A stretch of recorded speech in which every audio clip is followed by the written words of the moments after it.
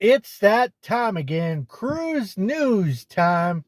I have several things that came across the news since the last time I put out the cruise news. So let's get to them. First, it's a couple of sad situations with people who went overboard.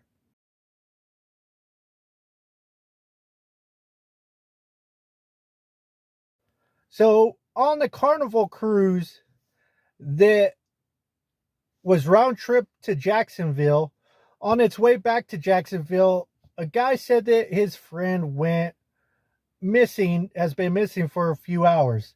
So they searched and searched and couldn't find him, and they found out that he went overboard.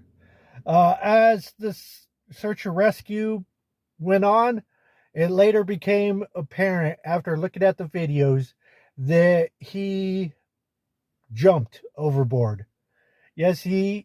Jalen, jumped overboard and ended his own life. And for the Royal Caribbean ship that was round trip from Singapore, off in that area of the ocean, uh, coming back from Singapore, man noticed that his wife, a 64-year-old from the country of India, was missing. And they presumed that she went overboard.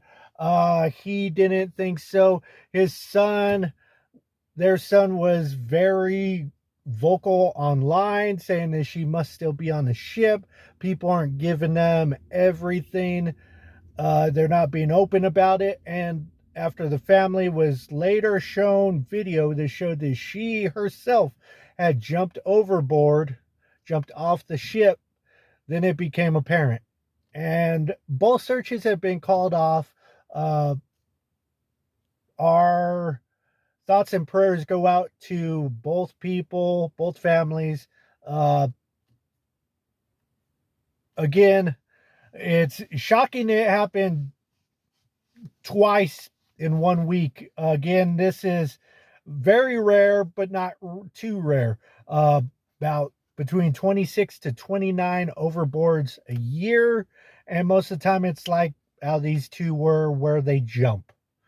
Sometimes they are horseplaying and fall overboard, like horseplaying on top of the railing, taking selfies on top of the railing. That's why they get fined if they do that and get caught, because they do have cameras around all the railings around all the balconies. So again, sad that this has happened, that both people have decided to jump off their ships. If your loved one is going through something, if you're a couple that's going through something and someone's not in the right state of mind, a cruise is not the best place to do it. Next thing on the cruise, some air conditioning outage. The Carnival Sunrise. Is it a cursed ship? This last cruise on a 7-day voyage had their AC go out in some of the rooms. And in those rooms, it got to the temperature of 81 degrees. Some people might be like, 81 degrees, so what? 81 degrees at sea level. You're on the ocean. You're at sea level. 81 degrees is a humid 81 degrees. It is hot. Anybody who's been down south, been in an area where it gets humid hot, wet hot, it is hot. And the Carnival Sunrise, is it cursed? It used to be the Carnival Triumph years ago.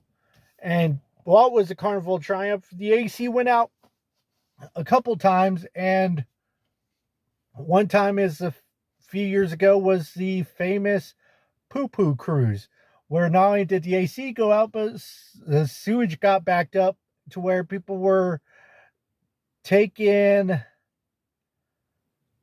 dumps, taking number 2 in boxes and waste cans, to where the ship started smelling ripe. But this cruise, they fixed the AC in 2 days, and what they did was the people affected, They tried to get box fans to people. They ran out of box fans. They tried anything they could, free water, free bottles of water.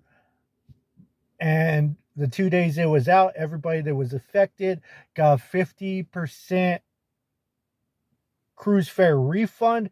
Now, it was only the cruise fare, and it was not the full payments that they did. It didn't include the taxes and port fees.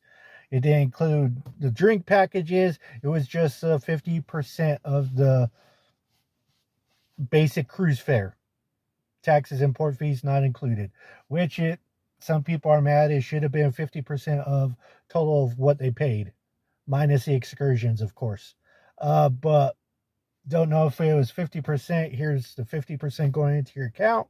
Here's the 50% going towards onboard credit. Here's 50% going towards future cruise credit. They got 50% of that cruise fare back somehow. And the final thing on the news is something good, a returning, a resurrection, as ye shall.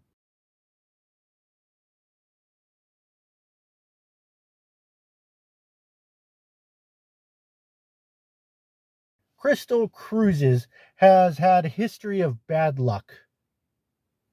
And that history of bad luck, why it was from, it started out being owned by an Asian company. That Asian company sold it because it went bankrupt to another Asian company. That Asian company had to drop it because they were going bankrupt. And then in 2022, when they were planning on coming back strong from COVID, their ships got arrested on a lien to the Bahamas because they went bankrupt. Crystal Cruises themselves went bankrupt. So it was a history of financial burden on the cruise company, Crystal Cruises, that made them go out of business. Well, now they are coming back. ATK Corporation has bought Crystal Cruises, has brought back their 2 ships. Their 2 ships are doing sailings in the European Mediterranean area, and they are planning on adding more ships. They're planning on adding building 2 classic cruises and 2 expeditionary cruise classes, which the expeditionary is showing it could be exotic locations like Antarctica. Think about, would you like to go to Antarctica? They're very pricey, but there's ways to pay for it, going through payments, book a year out, save up for it, and but you gotta fly to South America in most cases. But Antarctica cruises are phenomenal. You get to go on the ice. You get to see the sea lions, the whales, the penguins, everything. So Crystal Cruises, by the grace of God, is making a resurgence. It's making a comeback. It's rising from the ashes like the phoenix. And they are coming back stronger, add in 4 more ships in the future. And they're starting sailings here this year in the Mediterranean and in Europe. But again, whether you want to go to Antarctica, whether you want to go to Europe, whether you want to go to Asia, whether you want to go to Alaska or the common Caribbean cruises, South America, text, call me, email me. It's on the flyer at the end of the cruise news. Hit me up and let me make your dream vacation a reality.